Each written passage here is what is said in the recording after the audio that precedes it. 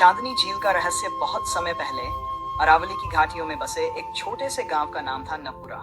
ये गांव साधारण था, पर इसके उत्तर दिशा में एक झील थी जिसे लोग चांदनी झील कहते थे। दिन में वह झील बिल्कुल शांत और साधारण दिखती थी, लेकिन जैसे ही रात ढलती और चांद की किरणें उस पर पड़ती, उसकी लहरें चांदी की तरह चमकने लगती। गांव के लोग मानते थे कि ये झील साधारण नहीं है। कहते हैं हर पूर्णिमा की रात वहां कोई जादुई शक्ति उतरती है, पर कोई भी गांव वाला हिम्मत करके वहां नहीं जाता था। कई लोग कोशिश करके लौटे ही नहीं, और जो लौटे वे कुछ बोल नहीं पाए। गांव के किनारे एक अनाथ लड़का रहता था, अर्जुन। उसका मन हमेशा रोमांच और रहस्यों को जानने को आतुर रहता था।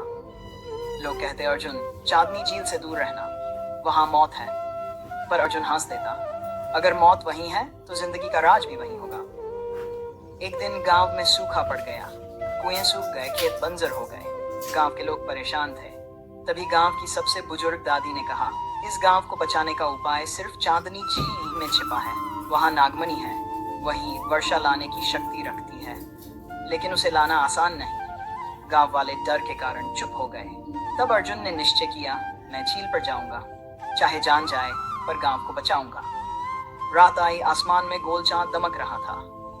अर्जुन अकेला जंगल के रास्ते निकला। पेड़ पौधे अजीब सी फुसफुसाहट कर रहे थे।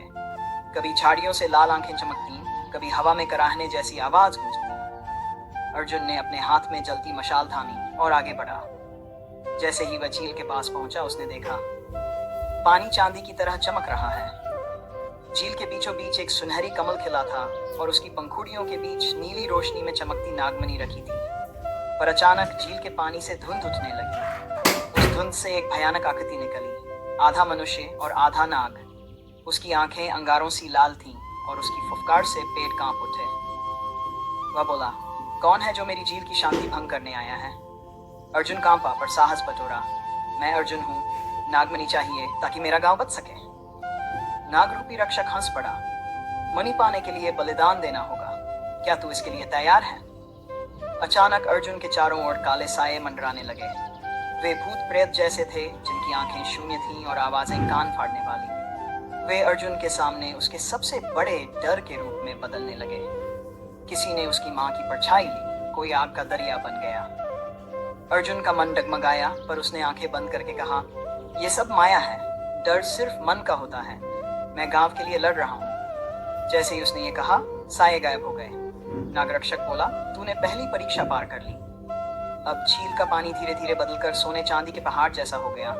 उसके सामने अनगिनत रत्न, आभूषण और राज सिंहासन प्रकट हो गए। एक स्वर गूंजा, मणि को भूल जा, ये सब ले ले, तू दुनिया का सबसे धनी राजा बन जाएगा।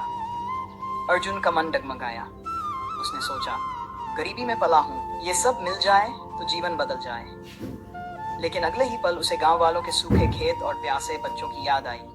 उसने जोर से कहा, नहीं, मुझे ये धन नहीं चाहिए, मैं अपने गांव के लिए आया हूँ। सोने चांदी का भ्रम टूट गया, सब गायब हो गया। नागरक्षक बोला, तूने पहली परीक्षा पार कर ली। अब झील का पानी धीरे धीरे बदलकर सोने चांदी के पहाड़ जैसा हो गया। उसके सामने अनगिनत रत्न, आभूषण और राज सिंहासन प्रकट हो गए। एक स्वर गूंजा, मणि को भूल जा, ये सब ले ले, तू दुनिया का सबसे धनी राजा बन जाएगा। अर्जुन का मन डगमगाया। उसने सोचा, गरीबी में पला हूं, ये सब मिल जाए तो जीवन बदल जाए।